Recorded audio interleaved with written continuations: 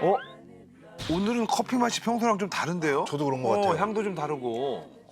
우리 바리스타가 전속 바리스타가 있었는데, 원두를 바꿨나? 약간 에티오피아 원두 느낌도 좀 나고. 원두 맛을 구분할 줄 아세요? 예, 에티오피아는 무슨 맛인데요? 그냥 쓴맛이요.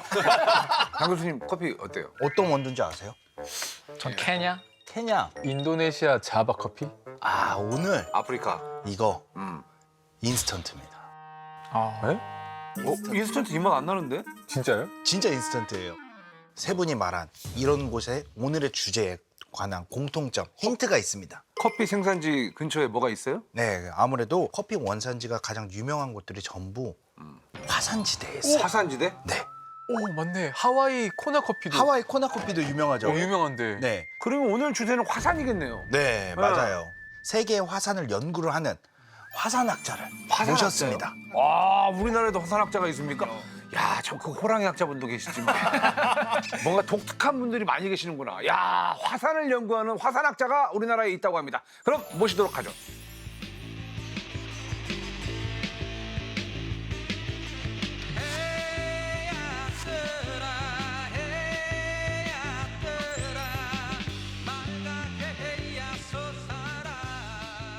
반갑습니다. 반갑습니다. 예, 미스터 볼케이노. 미스터 볼케이노, 뻥뻥뻥뻥뻥. 좋습니다. 본인 소개 부탁드리겠습니다. 네, 안녕하십니까. 저는 부산대학교 지질환경과학과에서 지질학을 공부하고 있는 김기범이라고 합니다. 김기범 교수님 환영합니다.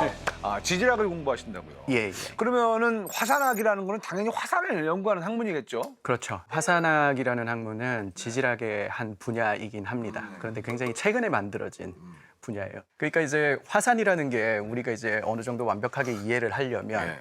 이게 껍데기만 연구를 해서 되지가 않습니다. 속을 봐야 된다. 어떻게 땅 속에서 돌이 녹는가부터 시작해가지고 그 녹은 액체가 어떻게 지구 표면까지 올라오는가, 그리고 어떤 식으로 분출하는가, 또 만들어진 물질들이 지구 표면을 따라 어떻게 흐르는가, 바람 타고 어떻게 날아가는가, 이것들이 보면은 다 다른 어떤 자기 그 지식적 백그라운드를 필요로 하거든요. 어떻게 보면 좀 복합학문이라고 할 수 있어요. 복합학문. 예, 복합학문. 그래서 최근에 등장한 거죠. 화산을 직접 가서 연구를 하시는 거예요, 그러면? 네네, 그 직접 가야지 연구를 할 수 어디 있어요. 쪽으로 많이 가세요? 일단 제가 학위하는 과정에는 우리나라에 있는 백두산, 백두산이요? 예, 울릉도. 휴전선 지나가지고 가십니까? 그러진 못하고 돌아와서 가세요? 예, 중국으로요.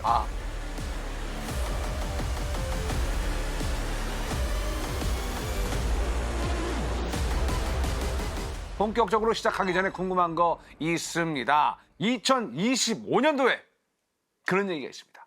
백두산이 터질 수도 있다.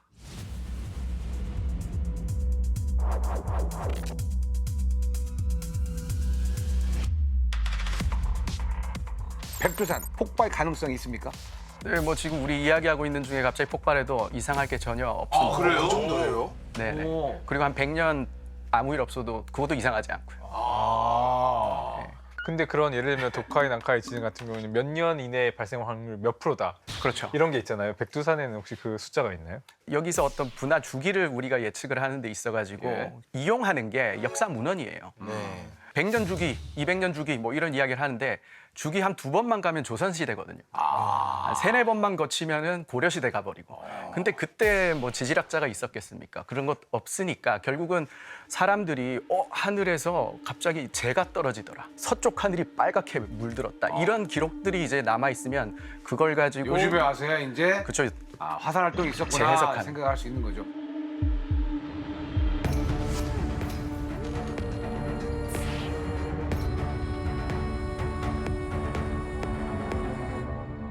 그동안 백두산이 폭발한 적이 있습니까? 있다면 몇 번이나 있었을까요? 공식적으로 이제 알려져 있는 거는 네. 그 미국 의회의 스미소니안 데이터베이스에 글로벌 볼케니즘 프로그램이라는 게 있는데 네.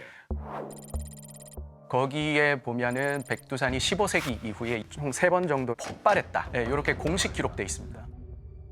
그 전에도 터졌을 수도 있겠네요, 충분히. 당연하죠. 백두산에서 가장 유명한 분화가 천년대분화라고 네. 서기 946년에 일어났는데 그게 이제 발해가 네. 서기 926년인가 멸망을 했는데 네. 백두산 분화연대가 정확하지 않을 때는 발해가 백두산 때문에 멸망했다. 그런 말도 있었습니다. 과거에. 네. 그렇겠네. 저는 아직도 그렇게 알고 있었는데. 근데 그게 발해가 멸망하고 나서 천년 대분화라고 하는 그 폭발이 일어난 거예요? 그전에는 명확하지가 않았어요. 900년대 초 뭐 이런 식으로만 알려져 있다가 그 영국에서 이제 화산학자들이 들어가서 그 화산재 안에 들어있는 나무 탄화된 나무를 연대를 분석을 했어요. 동위원소 분석을 해가지고 네.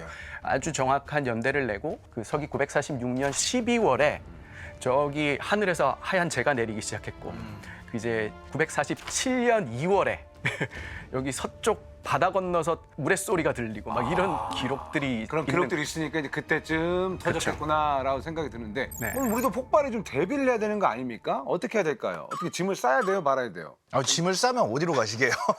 일단은 싸는 놔야죠. 예. 굉장히 간단하지만 굉장히 어려운 문제거든요. 네.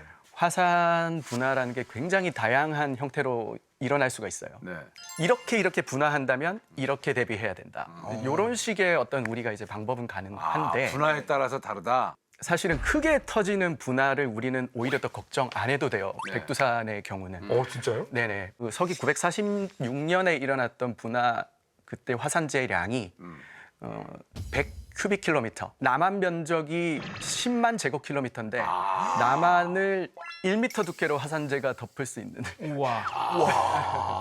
상당한 그 피해인데요. 그러면 실제로는 당시에 한반도 지역이 얼마나 쌓였을까요? 근데 여기서부터가 중요한 게 그 단 한 알도 검출이 안 돼요. 우리 남한에서는. 그래요? 네네네. 백두산이 그때 분출했을 때 분화 규모가 한 7 정도 됐다라고 말을 하는데요. 네. 우리 핵폭탄 터지면 막 기둥이 쫙 만들어지고 그렇지, 막 뭉게뭉게 해가지고 구름 하늘에 생기고 막 막, 구름 생기고 버섯구름 버섯구름이라고 그러는데 네. 이게 뿜어져 나오는 관성하고 그 화산재와 공기가 섞인 것이 열기가 어마어마하다 보니까 이게 열기구처럼 계속 올라가는 거예요. 그게 어디까지 올라가냐면 성층권까지 올라가는 거예요. 엄청 올라가네. 예, 성층권에는 우리 이제 대륙권에서 일어나고 있는 어떤 계절풍이 불지 않습니다. 항상 제트 기류가 서에서 동으로 불어요. 네. 그렇기 때문에 거기까지 올라갈 정도로 큰 분화가 만약에 일어난다면 그 화산재가 이렇게 뭐 그때 당시에 뭐 남풍이냐 북풍이냐 이거를 따지지 않고 그냥 무조건 동쪽으로 와요. 그때 만들어진 화산재는 백두산을 중심으로 완전히 동쪽으로 이동을 해서 어디서 발견이 됐냐면 일본 홋카이도에서 발견.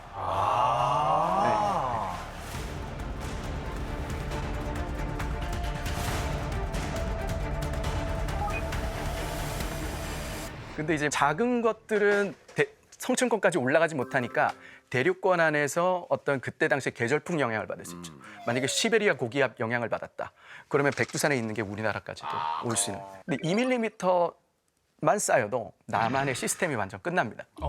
그래요? 예, 이게 이제 고압선 같은 곳에 다 합선이 일어나고 예, 그 일단 KTX 같은 기차 다 멈춰버리고 통신망이나 전기 이런 게 다 예, 선이 예, 마비가 예, 되니까요. 자, 아무튼 뭐 두려움이 좀 있지만 그래도 좀 화산에 대해서 그 구조에 대해서 안다면 그래도 조금 우리에게 도움이 더 많이 되지 않을까 싶기도 합니다.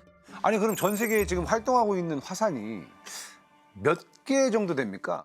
보통 이제 1000개 정도 대략 예, 이 지구예요. 활화산이 있다라고 말하는데 1000년 이내에 분화한 적이 한 번이라도 있으면 활화산. 제주도는요? 제주도도 들어오죠. 네. 제주도는 터진 적 있으니까. 예, 제주도는 송악산이라고 하는 그 화산이 있어요. 그거 걔는 진짜 얼마 2000년 정도밖에 안 되잖아요. 걔가 연구 결과는 3700년 요 정도가 나왔고 한라산 같은 경우는 좀 멈춘 지가 오래됐다. 한라산은 그럼 죽었다고 생각하면 됩니까? 저는 뭐 좀 그래도 죽은 것 같다. 아, 오케이. 예. 운명하셨습니다. 네, 예. 왜냐면은 한라산 지역은 되게 푸릇푸릇하거든요. 여러분 한라산은 그냥 마음껏 놀러 가세요. 예. 사실 제가 말씀드렸던 게 이제 대부분의 90% 이상의 화산은 다 바닷속에 있다고 그랬잖아요. 네. 그렇죠. 예, 맞아요. 그럼 이 1000개가 바닷속에 있는 것도 포함한 건 아니죠? 아니죠. 네. 바닷속에 있는 화산은 도대체 그 용암이 빠져나오는 구멍이 도대체 몇 개인지 추산할 수조차 없어요. 많을 수도 있겠네. 네. 저는 제일 궁금한 게 많은 분들도 이제 궁금할 것 같아요. 영화에도 많이 나오지만 네네. 이러다가 어느 순간 갑자기 팡 폭발하듯이 막 솟아오르지 않습니까? 그렇죠, 그렇죠. 뭐 어떤 원리입니까? 왜냐하면 평소에는 그냥 퇴 하다가 어느 날 갑자기 팡 하면서 터져버리잖아요. 그렇죠. 그 아까 뭔가 텅 이런 말씀을 하셨잖아요. 예.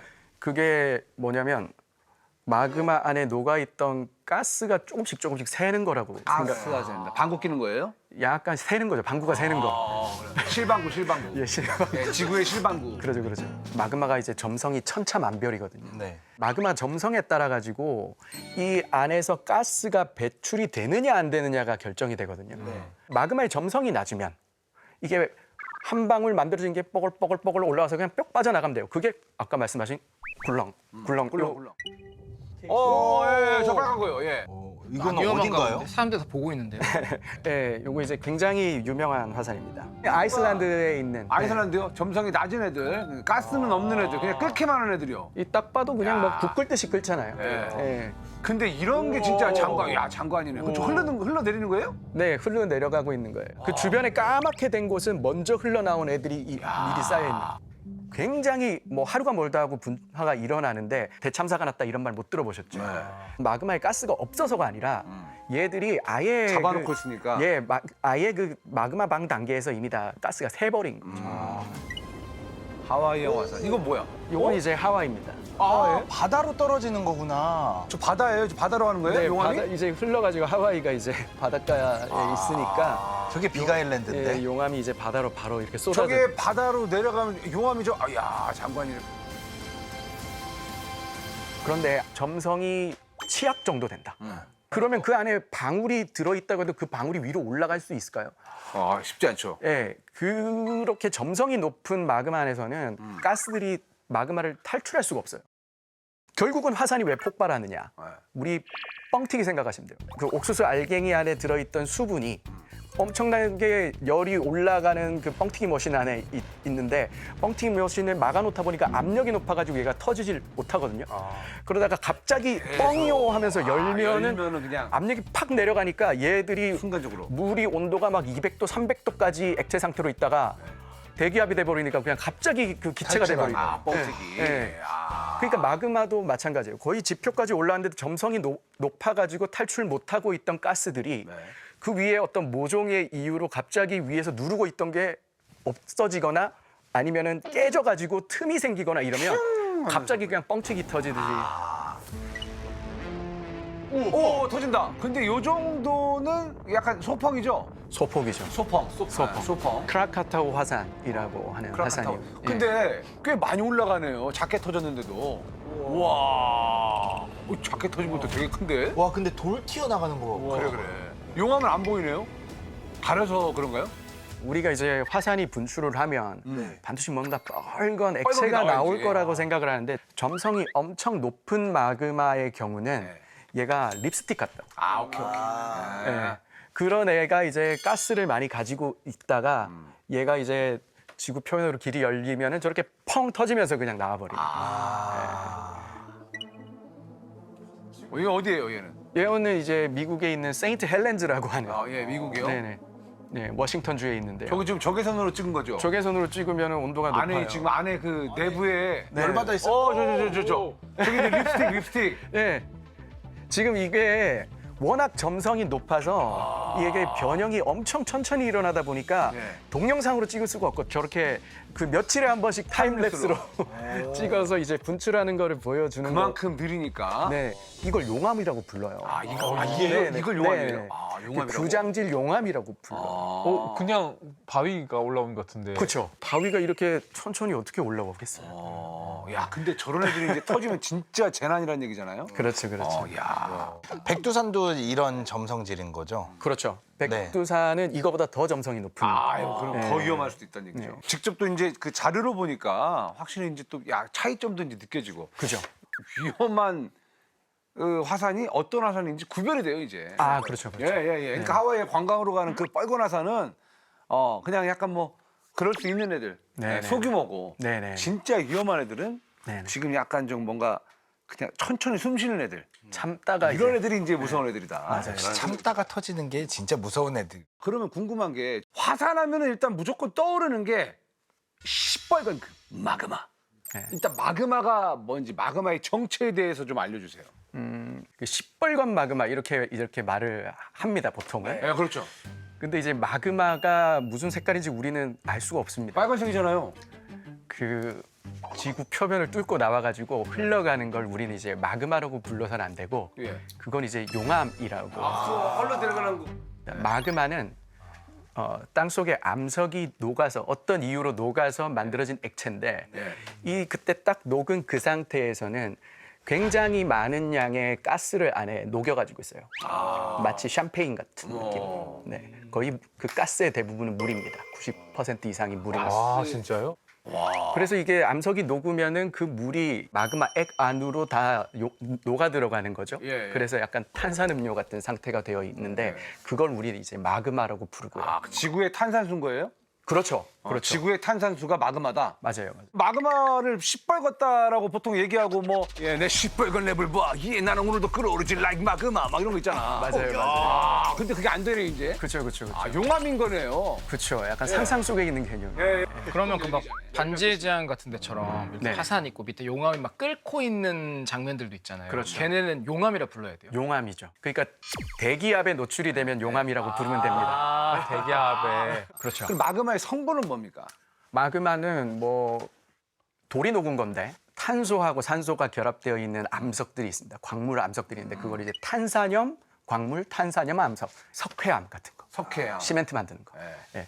그리고 황이랑 결합돼가지고 어떤 황이요? 암석이 광물이 될 때가 있는데 그걸 황화 광물 뭐 황화 이렇게 광물. 부릅니다.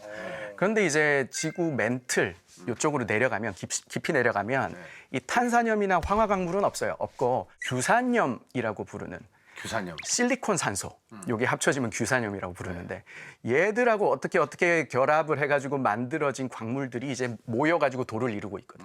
예, 그걸 이제 우리가 뭐라면 규산염 광물, 규산염 암석 이렇게 규산염 광물, 규산염 암석. 예, 이렇게 부릅니다. 그러면 마그마는 지구의 어디에서 만들어진다고 보면 될까요? 이게 지구를 잘라놓은 거예요. 네. 예, 이게 가운데 있는 것이 내핵이고요. 내핵. 오렌지 색깔. 네. 외핵이라고 돼 있는 게 이제 약간 퍼플 컬러로 되어 있는 건데 외핵은 액체로 되어 있기 때문에 대류가 일어나는데 외핵은 액체. 예, 그렇죠. 외핵에 보면 저 빨간색으로 올라오는 것이 있죠. 예, 버섯이. 올라가요. 그러니까 이게 우리 냄비에다가 라면 끓이면 밑에 뜨거워진 거는 올라오고 다시 차가워진 건 내려가고 이게 이제 대류잖아요.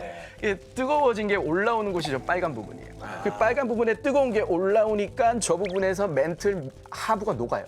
그로 인해서 만들어진 마그마가 지구 표면까지 올라가는 거죠. 아, 그렇게 뜨거운 열이 약간 스팀이 계속 이렇게 올라오니까 맞습니다. 거기 그 돌들이 이제 녹으면서 이제 마그마가 같이 올라온다. 그렇죠, 그렇죠. 두 번째가 뭐냐면 압력을 떨어뜨리면 녹아요. 압력을. 아, 네. 산에 올라가서 라면 끓이면은 더 100도가 안 돼서 끓잖아요. 그러니까 압력이 내려가면 녹는 점도 같이 내려가요. 예. 저기 맨틀 대류가 제가 중요하다고 말한 이유가 거기 있어요. 맨틀이 대류를 하면서 아래에 있던 게 올라오면 압력이 내려가니까 녹아요. 네.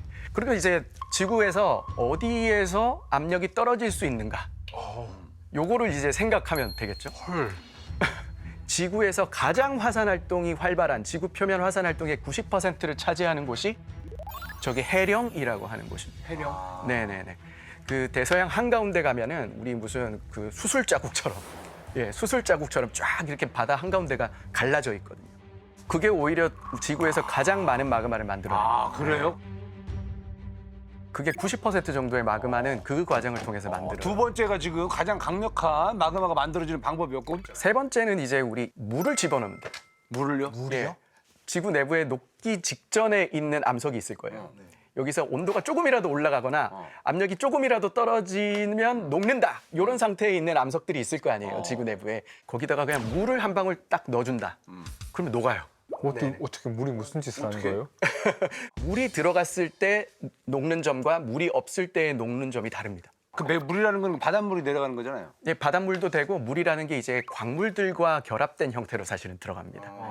그러니까 함수 광물이라고 말을 우리가 함수광물? 예, 물을 포함하고 있는 광물. 물을 품고 있는 광물들이 있다. 그렇죠. 물을 가지고 있는 광물들은 어떻게 보면 지구 표면에서 좀 안정적인데 아주 높은 압력 환경으로 가면 얘가 지금 불안정한 상태가 돼요. 그래서 물을 떼버리고 싶어 해요. 그래서 그 빠져나온 물을 어디로 가겠어요? 주변 맨틀 어디로 이렇게 가는 거예요. 일본 같은 곳은 이제 해구라고 말하죠. 지구 표면에 있던 그 지각이 내려가면서 지구 표면에 물을 가지고 내려가요. 그 해구를 따라서 물이 들어가 가지고 그게 이제 밑에 있는 맨틀을 녹이는 거죠.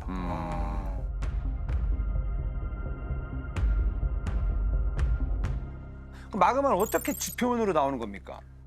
우리 열기구죠. 열기구가 되는 거죠. 얘는 마그마는 주변 멘틀에 비해서 밀도가 낮아요. 그래서 천천히 올라오는 겁니다. 네. 그럼 안 녹은 건 가라앉아요? 안 놓은 건 그 자리에 있는. 그대로 있어요? 예, 그 자리에. 녹은 애들만 위로 사. 진짜 열기구네요. 근데 말씀하신 것처럼 빠져나오면 그 빈 곳이 무너져 내리는 거 아니에요? 지구 내부는 아까 제가 멘틀을 암석이라고 그랬잖아요. 네. 그런데 멘틀이 또 대류한다는 말씀을 드렸잖아요. 대류는 액체에서만 일어난다고 알고 있잖아요. 근데 이제 그거는 이제 우리가 액체와 고체를 나누는 기준이 너무 지구 표면에 한정돼 있다는 걸 말씀을 드리는 거예요. 이게 변형률 속도라고 하는 개념이 있어요. 뭔가를 엄청 천천히 힘을 줘서 변형을 시키면요.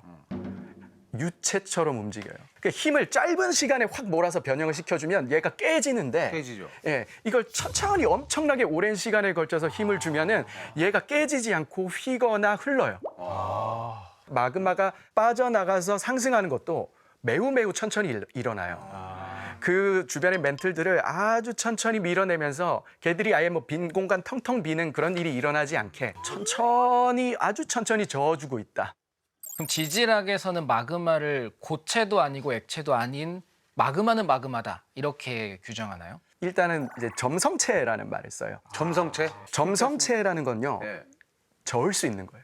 엄청 천천히 뭐 이렇게 한 바퀴를 줬는데 한 1억 년 정도 시간을 준다. 그러면 얘가 움직이는 특성은 점성체다. 그러니까 아까 말씀하셨던 것이 어떤 용암이나 마그마를 어떤 상태라고 보느냐, 액체냐, 고체냐. 고체냐. 예. 그렇게 보기가 어렵다. 어렵다는 거예요. 근데 마그마는 마그마라고 이해를 하는 게 그게 맞습니다.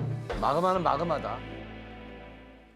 우리나라도 요새 싱크홀 같은 게 가끔 생기는데 네. 그 틈이 생긴 것 때문에 갑자기 도심에서 마그마가 솟아오를 가능성이 있어요. 싱크홀에서 마그마가 올라온다. 그리고 요즘 싱크홀이 되게 크게 생기니까 깊이가 너무 얕지 않나요? 근데 그거는 깊이- 홀만이지 오. 만약에 틈이 생겨버리면 생겨버리면. 작게라도 그러면 압력에 털 수도 있잖아요. 우리가 도시를 이미 짓고 살고 있다면 거기에 화산활동이 별로 없으니까 살고 있을 가능성이 꽤 높긴 해요. 그런데 이제 그런 상상이 이제 영화화된 것이 이제 볼케이노라는 맞아요. 볼케이노. 그 LA 시내에서 예, 맞아요. LA 시내 뻥뻥뻥 터지는. 예, 한복판에서 막 용암이 흘러나오고 막 그러잖아요. 그게 이제 미국에 보면은 서부에 산 안드레아스 단층이라는 게 있습니다. 그 단층의 연장선상에 LA나 샌프란시스코가 다 있어요. 예. 그래서 이제 어차피 거기가 이제 지각이 깨지는 곳이기 때문에 그리고 그 밑에서는 마그마가 만들어지고 있기 때문에 LA 시내 한복판으로도 딱 지나가고. 깨진 곳을 따라서 용암이 나올 수 있지 않느냐. 그 영화는 영화일 뿐이고 실제로 도시에서 싱크홀이 생겼다고 그래가지고 그 틈으로 막 갑자기 폭발하듯이 마그마가 튀어 올라올 일은 없다. 하지만 좀 믿고 싶죠. 왜냐면 영화가 그게 이제 또 SF 3대 명작 중 하나거든요. 본인의 어떤 그런 취향과 잘 맞는 학문을 가신 것 같긴 해요. 근데 저희가 예전에 배워서 아는데 판하고 화산하고는 무슨 영향이 있습니까? 판이라는 것도 이게 뭐 태평양판 아시죠? 네네. 예, 판의 전쟁 다 아시죠?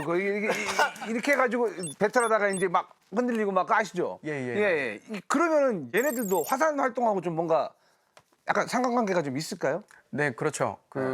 아마 태양계에서 이 판 운동, 판 구조 운동이 일어나는 곳은 지구밖에 없을 겁니다. 그렇죠.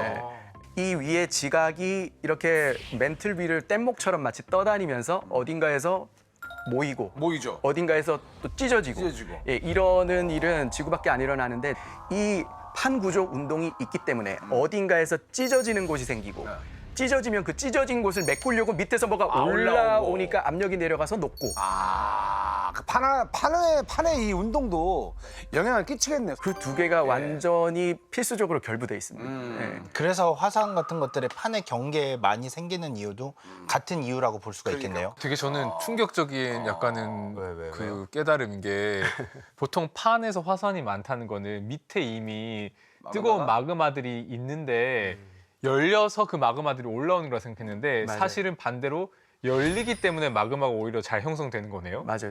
지금 사실 이게 지질학계 굉장히 논쟁인데 뭐가 먼저냐? 지금 외곽에서 데펴진 애들이 녹아서 올라가는 이 대류가 먼저 판 운동을 유발했느냐? 아니면 판 운동에 의해서 대류가 지속되고 있느냐? 막 그런 식의 탑다운이냐 다운투탑이냐 뭐 이런 이야기들을 많이 계속해서 좀 약간 네. 여러 생각들을 좀 많이 하고 계신다는 거죠? 맞아요. 거의 지구상의 99.999%의 화산들은 판의 경계부에 있고요. 네. 판이 열리는 거는 마그마의 어떤 그런 올라오라는 그런 출구가 아니라 판이 열리면은 오히려 거기에서 액체들이 만들어지고 마그마가 형성될 수 있는 정확합니다. 그런 확률이 높다. 네, 정확합니다. 라는 거죠. 그러니까 우리는 잘못 생각해서 그러니까 내가 가끔 그 발상의 전환을 얘기했던 거.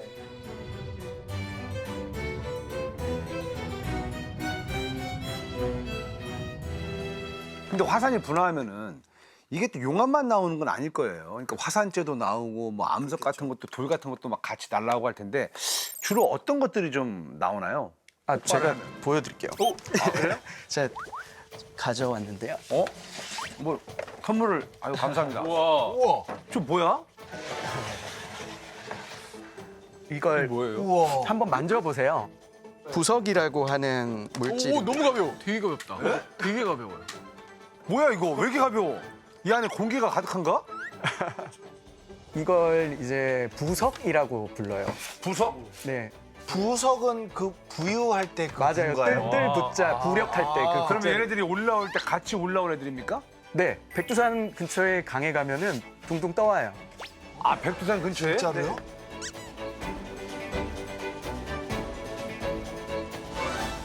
예, 돌이 둥둥 떠다녀요, 백두산. 마그마요 얘가? 예, 마그마가 이렇게 분출하면 이런 모양인데 제가 아까 뻥튀기 뭐 팝콘 말씀드렸어요. 예예예예. 그게 뭐냐면 그 옥수수 알갱이 안에 들어있던 수분이 갑자기 팽창하면서 이렇게 만들잖아요. 네. 지금 마그마 점성이 높은 마그마 안에 용해돼 있던 물들이 갑자기 이렇게 튀어나가면서. 빠져나오면서 가져지는 거구나. 예, 돌을 마치 이렇게 팝콘처럼 만들어버리는. 되게 특이한 경험이죠. 돌강냉이네 돌강냉이. 이 안에 빈 공간이 없다면 크기가 얼마나 해야 될까요? 오 이거에 이 정도 무게라면. 이거에 한 4분의 1 이하? 부석의 이 기공률이라고 그래요. 안에 그 빈 공간이 몇 퍼센트를 차지하고 있는가. 요거를 재보면 한 60에서 70% 정도 돼요. 그러니까 마그마가 몇 배로 팽창하는지를 보여주는 거예요. 그렇네. 아까 이게 눈으로 보기에는 구멍 몇 개 있어 보이는 정도인데 실제로는 안 보이는 구멍이 엄청 많겠네요. 그럼. 맞습니다. 예, 안 보이는 구멍들이 더 많죠. 지금 이거 색깔이 조금씩 다 다르잖아요. 검은색도 있고 그다음에 여기 흰색도 있는데 이거는 다 다른 곳에서 가지고 온 거예요? 지금 여기는 이제 우리나라에서 이제 그 화라산들에서만 가져왔어요. 어디요? 이 가장 큰 친구는 이제 울릉도에서. 아 울릉도 거예요? 네. 울릉도에도 이런 게 있어요? 울릉도가 굉장한 화라산입니다. 울릉도. 네. 나머지는 어디서? 나머지는 다 백두산에서. 네 개가 백두산이요? 다요? 예, 나머지는 색깔이 다른데? 이 세 친구가 네.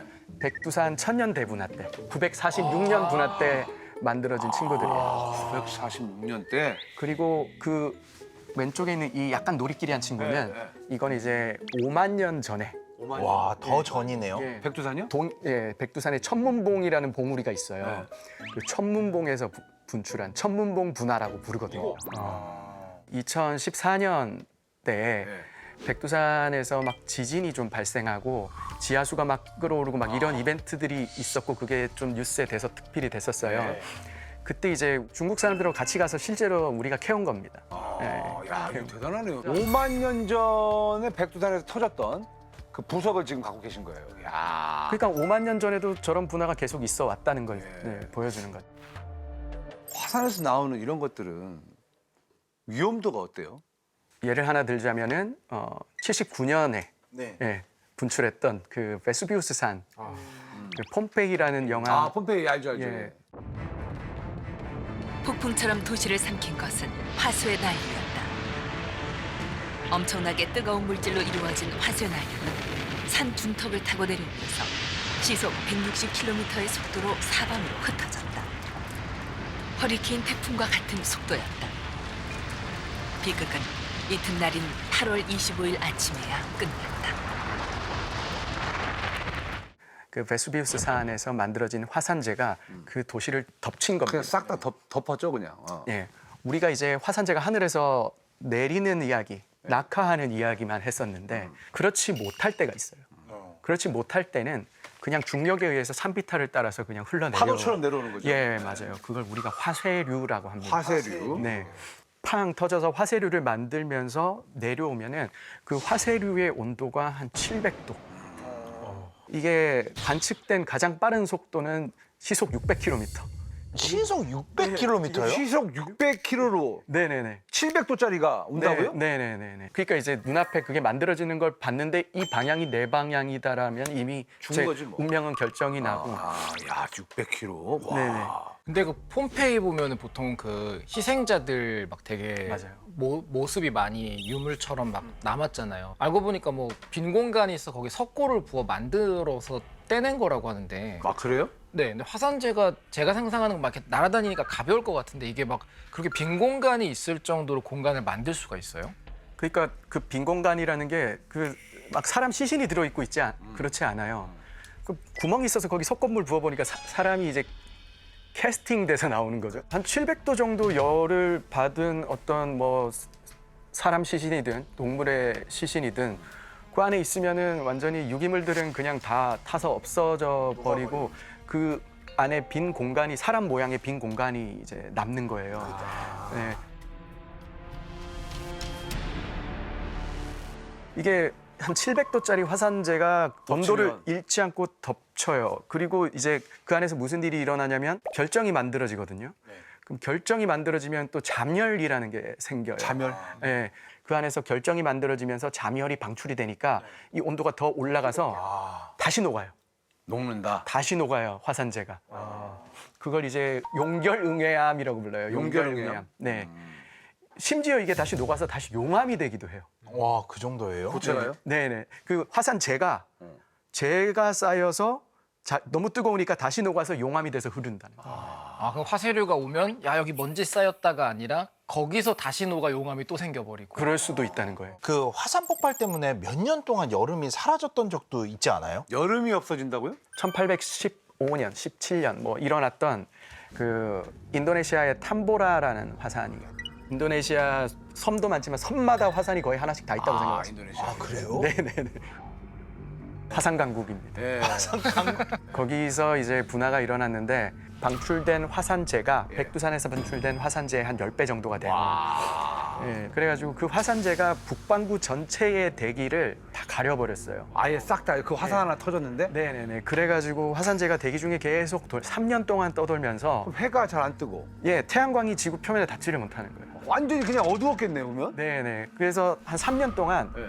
그 북반구에는 여름이 없었어요. 아, 화산 폭발 때문에요? 네네. 북반구 전체가요? 네네. 북반구 전체. 그러면 그 정도면 모든 그 북반구 국가들 다 대기근에 시달리지 않았을까요? 그때 당시에 유럽에서 대기근이 일어나고 이 작물 수확이 안 되니까 그 조선 시대의 기록에도 보면은 그때 이제 기근이 있었다는 것들이 나타나고 조선왕조 실록. 조선에도 영향을 끼쳤다. 예예. 야, 탐보라 산이 그 1815년 분화 전에는 높이가 4,000m였거든요. 4,000m요? 근데 분출하고 위에 한 1,300m 날아갔어요.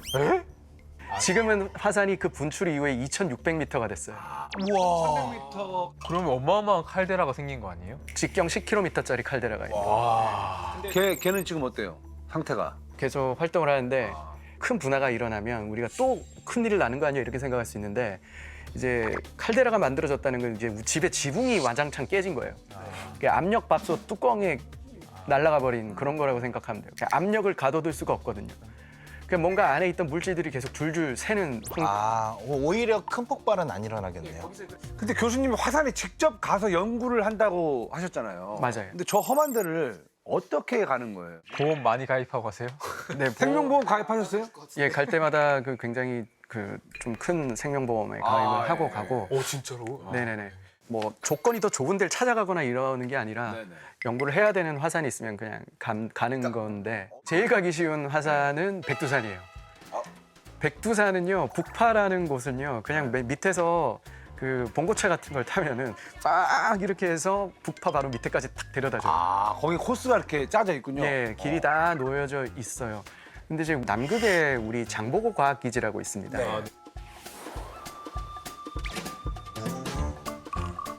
극지연구소에서 운영하고 있는 기지가 있는데 그 기지 주변이 다 화라산 지대입니다. 진짜요?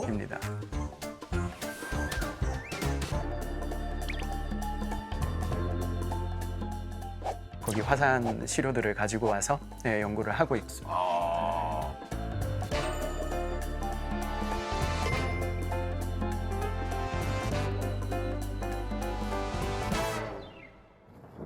저리 가라고.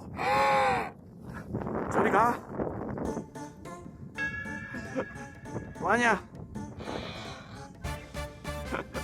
근데 이제 울릉도 같은 경우는 길이 전혀 없고 나리분지라고 들어보셨죠? 네네. 들어보- 나리분지. 네, 나리분지. 그 이름이 칼데라인데 나리분지라고 이름이 지어져 있는 거예요. 그럼 이제 그 칼데라의 내측 벽면을 타고 이렇게 기어 올라가면서 거기에 화산재들이 쌓여 있는데 아래서부터 차례차례 이렇게 채취를 하는데 그 뭐 밧줄 타고 뭐 암벽 등반하듯이 올라가는 거예요? 밧줄을 최초에 놔줘야 될 사람이 있죠, 그죠? 근데 그게 그 사람이 없으니까 처음에는 나무 뿌리 뭐 풀 같은 거라도 하나 있으면 되게 고맙죠. 그런 거를 잡고 이제 막 기어 올라가서 예, 기어 올라가서 올라가는 거는 그래도 어떻게 저떻게 올라가요. 내려오는 게 문제네요. 내려오는 게 문제인데 거기 가면 이제 저 나무까지만 가자 그래가지고 큰 나무까지만 가 거기 이제 줄 걸고 채취하고 이제 내려오고 화산재 같은 것도 수집하시고. 화산재를 주로 채취하러 갑니다. 화산재를. 차로 돌아다니다 보면 주로 화산재가 저 산봉우리에 딱 보여요. 보여요? 예, 절벽에 딱 보면 화산재가 있는 층들이 딱 보이거든요. 우리는 그런 거를 아예 모르는 뭐 달라요? 빛나요? 이제 경험이 쌓이다 보면 저건데. 그러니까 토양 사이에 탁 이렇게 화산재가 하늘에서 떨어져서 딱 쌓여 있는 것들이 존재하고. 그런 것들을 이제 힘들게 등반을 해가지고 가서 캔다는 얘기죠. 예, 가지고 와야 하는. 캘 때는 거. 낫 같은 걸로 뭐 어떻게 뭐. 약간 호미. 홈이. 호미라든지 망치도 있고 호미 이게 이제 다 굳지를 않았으니까 이제 살살살살 해가지고 그럼 학생들 보내요? 캐와라 하고? 캐와라. 항상 모든 곳에는 제가 항상 처음에 먼저 올라가고요. 학생들이고 날려먹었다. 그럼 다시 태워라고.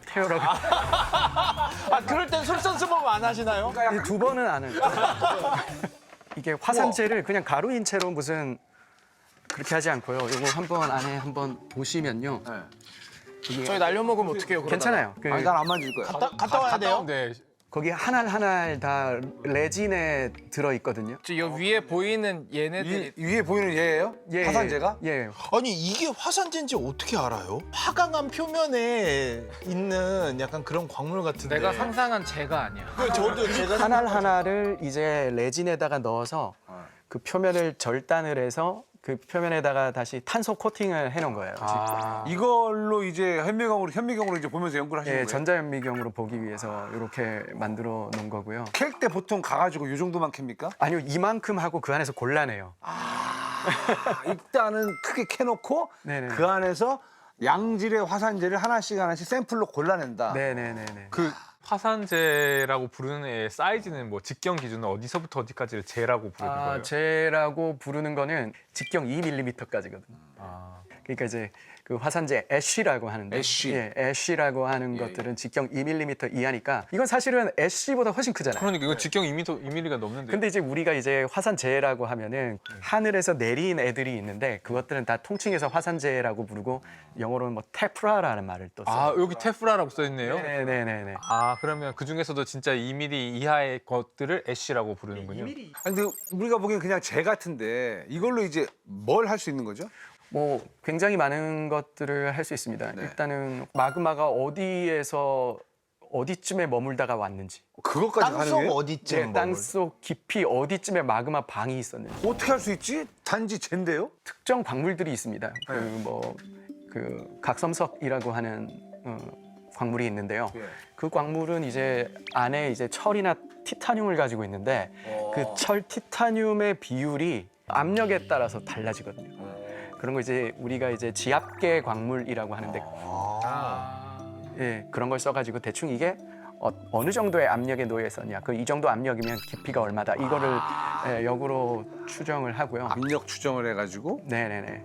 그리고 다 이렇게 화산 활동하고 관련이 있고요. 네. 이 안에 수많은 동위 원소들이 포함하고 있는 광물들이 있습니다. 뭐 저콘이라고 하는 광물들이. 그거는 이제 안에 그 우라늄을 가지고 있어요. 그 이제 반감기가 이제 45억 년 뭐 이렇게 이제 우리가 알고 있고 그런 걸 이용할 때도 있고. 그 포타슘 40 그게 이제 반감기가 12억 년 정도 되고. 그래가지고 그 남아 있는 애들을 가지고 하는데 45억 년, 12억 년 이런 건 이제 엄청 오래된 거잖아요. 예, 타임 스케일이 너무 크잖아요. 시간이 너무 크잖아요. 몇백 년 전에 쌓였는지를 저콘 가지고 알 수는 없어요. 이제 그런 걸 알기 위해서 이제 암석 자체가 아니라요. 화산재가 쌓여 있는 곳에 이제 기존에 살던 식물들이 화산재가 쌓이면 죽겠죠. 백두산 같은 경우는 아예 통나무들이 그냥 남자 허리만한 통나무들이 막 안에서 다 수치돼 가지고 있거든요. 그게 이제 식물이 살아있는 동안에는 탄소 14를 계속 일정한 비율로 받아들이죠. 근데 탄소 14는 이제 방사성 탄소예요. 이게 탄소 14의 경우는 반감기가 반으로 줄어드는데 5,700년 걸리거든요. 예, 그래가지고 5만 년 이내에 있었던 이벤트들에 대해서는 아주 정확하게 할 수 있어요. 예전에 우리 저기 옛날에 그 땅을 파가지고 그 씨앗 같은 거 다 이렇게 분석해가지고 추정을 하잖아요. 맞아. 그런 거랑 비슷한 거네요. 비슷하다고 남극에서 이제 빙하를 캐가지고 그 시기에 어떤 그런 공기라든가 이런 것들을 다 분석하면서 네네. 화산도 이제 그런 식으로 네네. 화산에 대해서 진짜 몰랐던 걸 너무 많이 알게 되니까 너무 재밌는데요. 아니 그 우리 시작할 때 화산지대에서 이제 맛있는 커피콩이 자란다고 했잖아요. 우리 장 교수님이. 그럼 여기에 다른 거를 심어도 맛있게 잘 클까요? 보통은 그렇죠. 거기 들어있는 게 뭐 규소 물질도 있고 뭐 마그네슘 같은 것도 광물이 있었고 온갖 뭐 포타슘도 아까 말씀하신 대로 아까 그 부석에도 들어있고 화산재도 있고 근데 이런 것들이 보통 식물이 사용한 영양소예요. 얘네들이 활용할 자원이 어마어마하게 쌓여 있는 거라서 뭘 심어도 상관은 없을 거라고 보고요. 추천 작물은 뭐가 있을까요? 뭐 우선 고부가 같이 되는 걸 먼저 심는 게 좋을 것 아, 호박과 같이? 단적인 예로 네. 그 우리 난 심을 때 그 난 화분에다가 넣는 돌 있잖아요. 예. 그 난석이라고 부르는데 예, 그게, 가벼운 약간 그 저기 예. 그게 아까 제가 보여드렸던 부석이거든요. 그래서 물이 잘 빠지고 또 동시에 이 구멍이 많다 보니까 그 안에 물을 또 잘 보존을 해요. 네, 그래서 뿌리가 썩지는 않고 또 이렇게 물을 막 오래 가지고 있으니까 조금씩 잘 공급을 해주는 거죠. 뿌리에다가. 저장이 원활하니까 어떤 걸 하세요? 그럼 거기 나리분지는? 다 명이나물 거기서. 명이나물이요?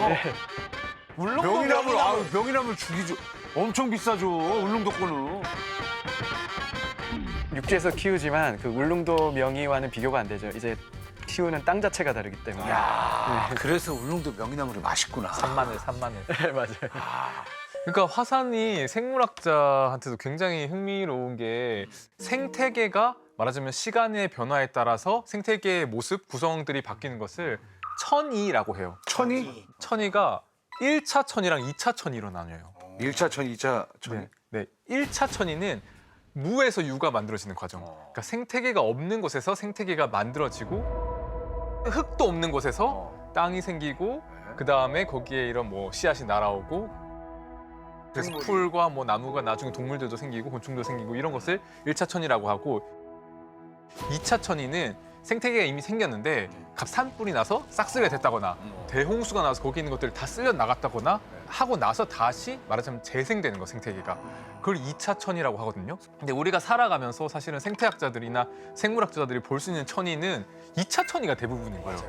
근데 화산섬은 1차 천이를 볼 수 있는 곳이라서 굉장히 이 생태학자들한테는 특별한 공간이고 또 화산섬은 또 의미가 있는 게 되게 섬들에 희한한 생물들이 많아요.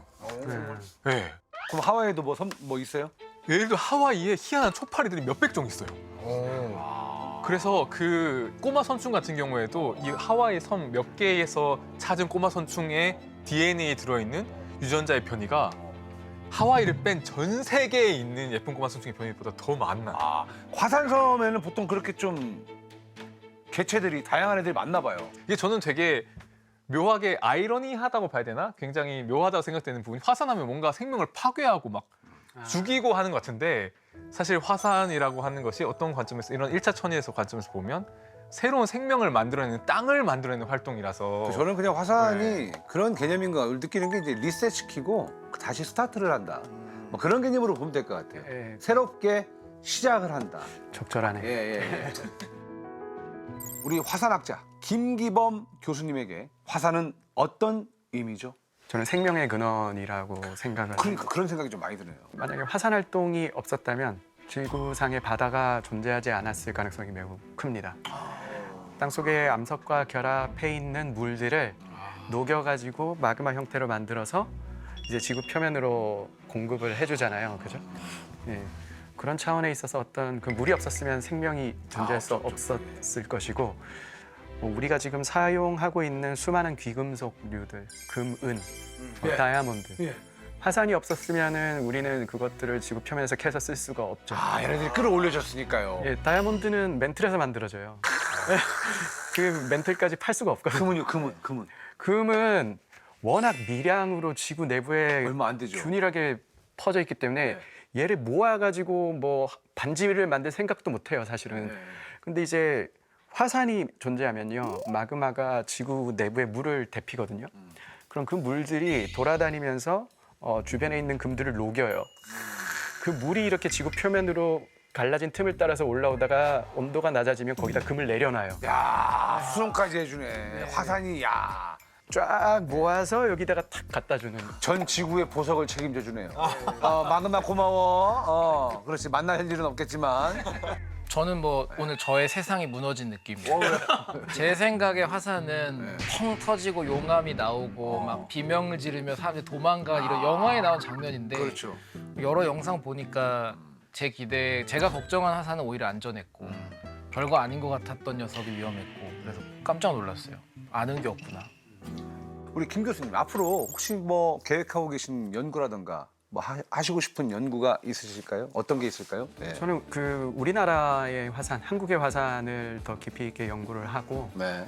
뭐 그리고 우리나라에 잠정적으로 피해를 줄 수 있는 주변 화산들, 특히 뭐 일본 큐슈 지역에 있는 화산들에 대해서도 연구를 할 생각입니다. 좀 국민의 안전이나 어떤 국가의 어떤 핵심 이익 같은 거를 수호하는 데도 좀 기여하고 싶은 그런 심정입니다. 아유, 앞으로도 우리 지구의 화산 잘 부탁합니다. 아유, 네, 감사합니다. 오늘 나오셔서 감사드립니다. 감사합니다. 네, 감사합니다. 예. 빰빠라빰빰빰빰빰빰 축하합니다. 축하합니다. 양자역 탁탄생을 축하합니다. 빠라바라빰빰. 결국 이날이 또 오고야 말았습니다. 못 알아듣겠는데 알아듣는 건 마냥 이렇게 하기가 양자역학을 이해한 사람은 한 명도 없다. 오른쪽, 오른쪽, 왼쪽, 오른쪽, 왼쪽, 오른쪽 그러면 오른쪽, 왼쪽, 오른쪽, 왼쪽 딱 두 개만 딱 나오는 거죠. 양자역학 100년이 딱 되는 거죠. 원칙적으로 측정할 수 있는 물리량들에만 기반하여 저는 하이젠베르크께 좀 더 쉽게 들려요. 교수님은 누굴 더 좋아하세요? 이젠 말씀해 주세요. 사실 저는 나이가 들고 보니까 이 측정의 주체가 지금 누구냐는 도대체 거시세계라는 게 뭔지 물어보는 거죠. 그게 무슨 말이에요? 아니 몰래 카메라야? 나를 누가 찍고 있어 하면은 중첩으로 날아가고 바로 그거예요. 아니다 싶. 왜? 바로 그거예요. 왜요? 왜요? 그땐 관성문이 안 생겨요. 도대체 우리는 어떤 세상에 살고 있는 거예요? 양자역학의 세상에 살고 있는 거지. 좀 되게 약간 되게 신기하고 미스테리한 맞아요. 그 역학이 양자역학인 것 같아요.